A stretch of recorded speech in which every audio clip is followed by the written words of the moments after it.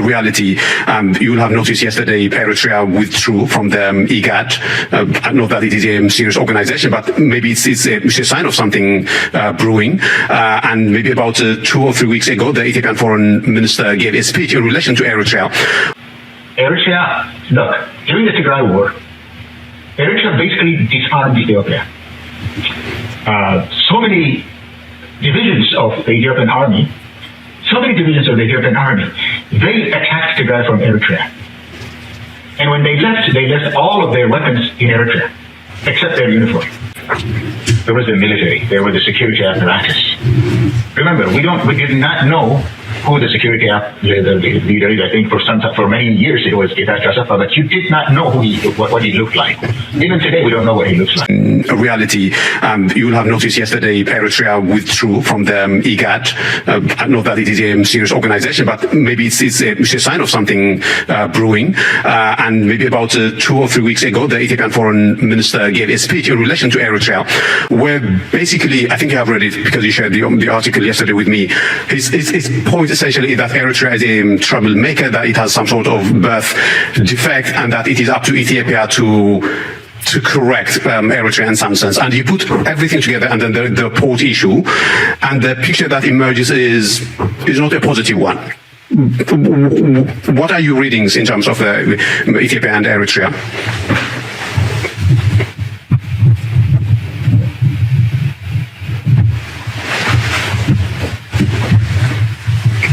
I think I've lost you. I'm sorry. I read that the honeymoon is over. There was a honeymoon between Abiy and Eritrea. In the article that you just said, that the whole article actually wants to totally obliterate that there was a love fest between the two in 2020, 21, 22. Well, actually beginning in 2019. So it's over. It's now clear that it is over. It also shows that the honeymoon in the first place was basically the alliance was tactical, not strategic. An alliance that was really built on a shared enemy, on a common perceived enemy, but not based on long-term interests.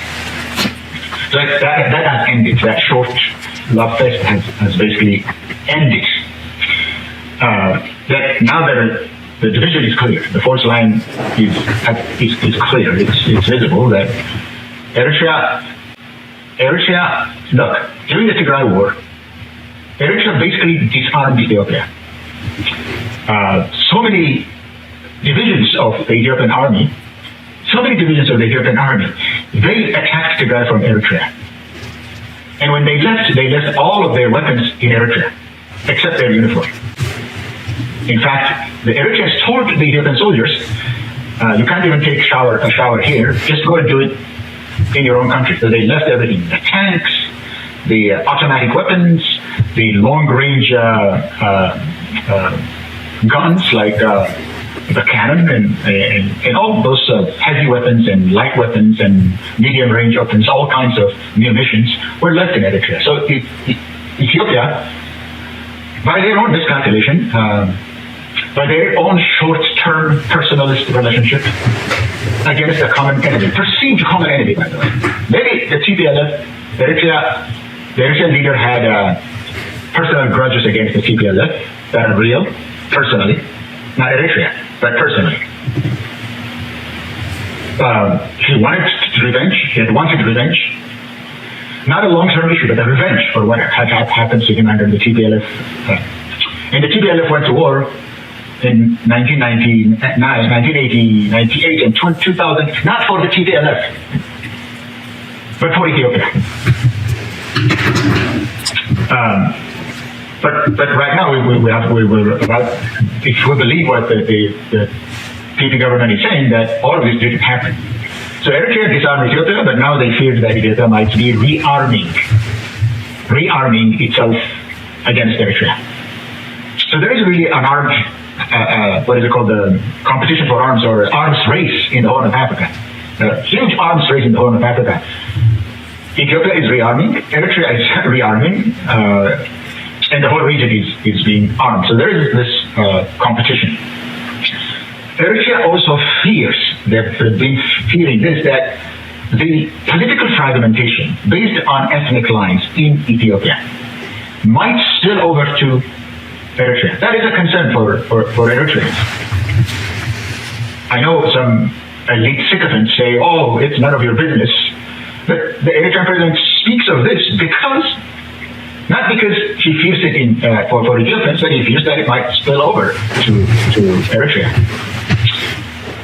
He also fears that he might be sidelined by Abiy, because Ethiopia is a bigger country, that the big powers in that area, the regional powers in that area, might align with it against Eritrea. That is really a fundamental concern that Eritrea has.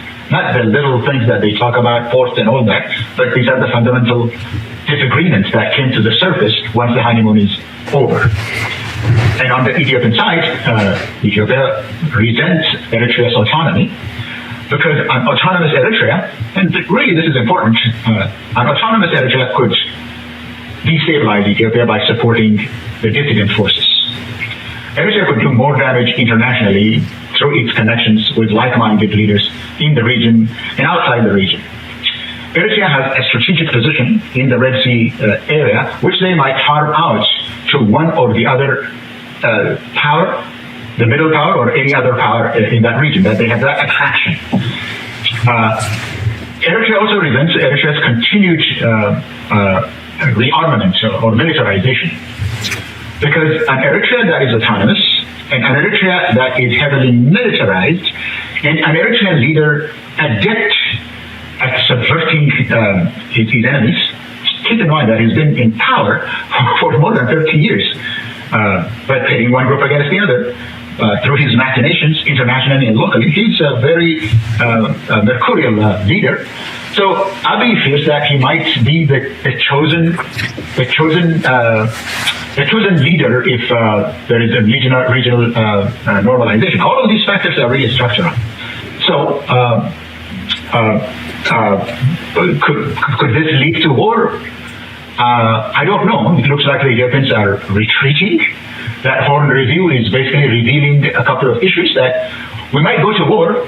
To summarize it, we might go to war, but if we go to war, it's not because of the port, or it's not because of geography, but because of Eritrea's fixation. So the narrative has changed in that we might go to war, but if you go to war, it's not because of us wanting the port, it's because of Eritrea. All right, so things are in flux right now, but these are really the structural causes that are tipping both of them into war. What will trigger war? Could be anybody saying that they are preparing for elections, and how do we reconcile these two things? Now, let me start with the point that you raised about the EPRDF and Abiy. I think the EPRDF, even under Meles, a man that was seen as the all-powerful leader and presence, even under him there was an organization. There was the EPRDF. There was the military. There was the security apparatus. Remember, we did not know who the security leader is. I think for many years it was Getachew Asafa, but you did not know what he looked like. Even today we don't know what he looks like, because they were working as security agencies do, covertly, undercover, without being visible. We did not know the military generals under the EPRDF, because they were doing their jobs as an institution.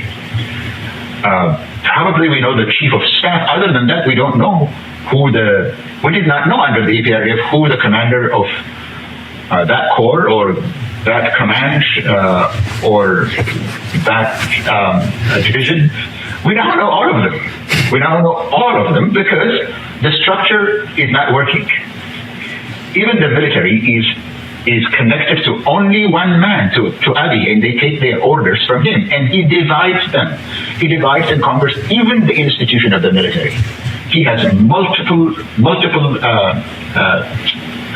systems of control, picking one group against the other. That was not true under the EPRDF. There was a structure. What did this translate to? It translates to Abiy living under perpetual schizophrenia.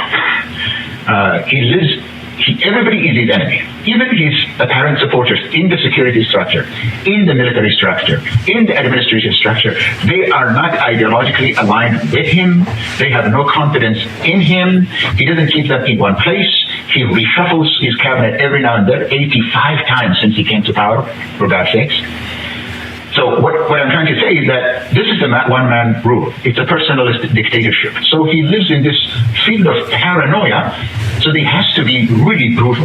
And that brings me to this issue of why does he appear to silence everyone? Why is it that everyone is not speaking? I think I have already partially addressed what that means, but let me try to elaborate by... It's not only one thing. It's the personality of the person, the absence of structure, the personality meaning the schizophrenia that he suffers from. That the structure is not his. So he is under this ecosystem of control that is fragmented. Speaking of the opposition, that is. But the entire populace itself, after many years of war, repression, economic stress, the society is militarized and politically exhausted. People are exhausted. I sympathize with the people of Ethiopia because they were betrayed by the elite. The elite that supported the change of government under the EPRDF embraced a part of that EPRDF and wanted to use that as a weapon to fight against another group. What I mean by that is the people who are in Asmara, for instance, organized by, not organized, but supported by the Eritrean regime, who were fighting against the EPRDF, now fully embraced a part of the EPRDF because Prosperity Party is the EPRDF. EPRDF 2.0, as the Marara Godina calls them. They embraced them so that they can get at the defeated TPLF. And they don't stop. There's no principle. There's no principle that oppression done by TPLF or done by the PP, it shouldn't matter to people who have principles. To elites who are educated with the support of the Ethiopian people, should be principled against domination, against oppression, against repression, no matter who is doing it. But the Ethiopian people were betrayed by the elite. I don't know of any other country where the populace, they went out and fought, they died, they paid a price, a huge price, not only in the fight against the EPRDF or the TPLF-dominated EPRDF, but under the Derg, under the emperor. For 60, 70 years, the Ethiopian people have been paying an exorbitant price. But they're betrayed, always betrayed by the elite. So they're exhausted. They're exhausted. They can't see hope, and that's what I meant, that fear had replaced hope. So that is about the fragmentation and the exhaustion of the Ethiopian society as a whole.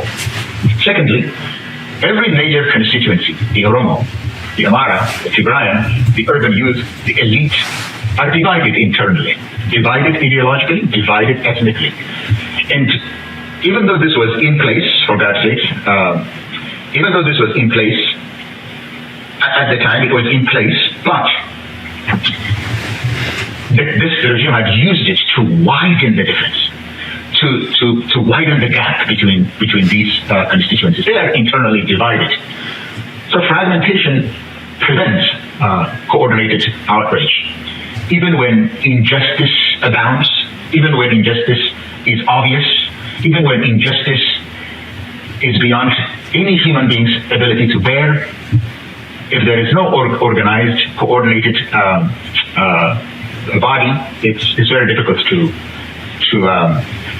express a collective outrage. And one thing that needs to be said, when I say repression, the repression used by the mode of repression, the model of repression under the EPRDF is not total.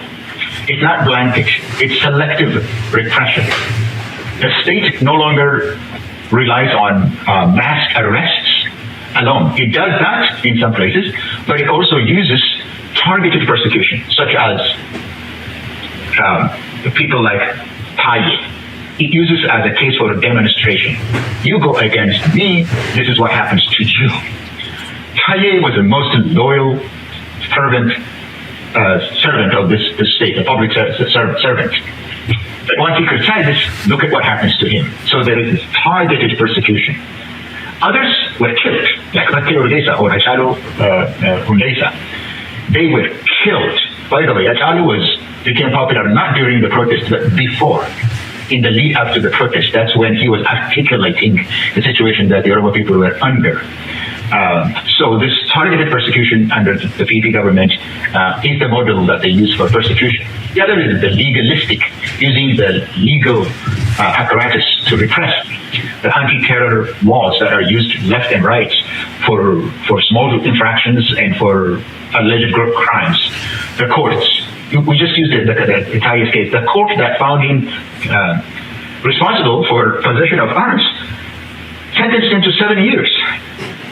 They sentenced him to 7 years when the law actually says, the sentencing guidelines says only 6 months.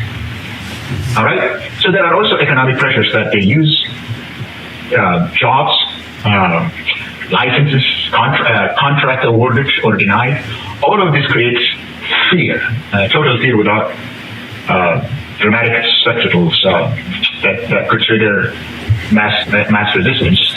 And like I said earlier, the Ethiopians were betrayed, that the elite who are not killed and repressed are co-opted.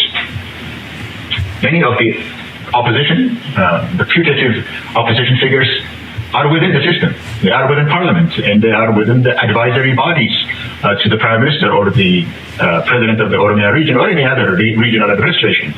Others are given prisons. So the relationship between the elite that is co-opted and the government is not ideological. It is transactional. So the type of outrage exemplified by the Kero or any opposition party is impossible right now because of the collapse of the mobilizing structures. The mobilizing structures are either dismantled or absorbed or criminalized or militarized or internally divided. I think spontaneous anger is expressed, it exists, but there is no infrastructure to turn this anger that pervades Ethiopian society into coordinated action. I think you asked me about elections as well.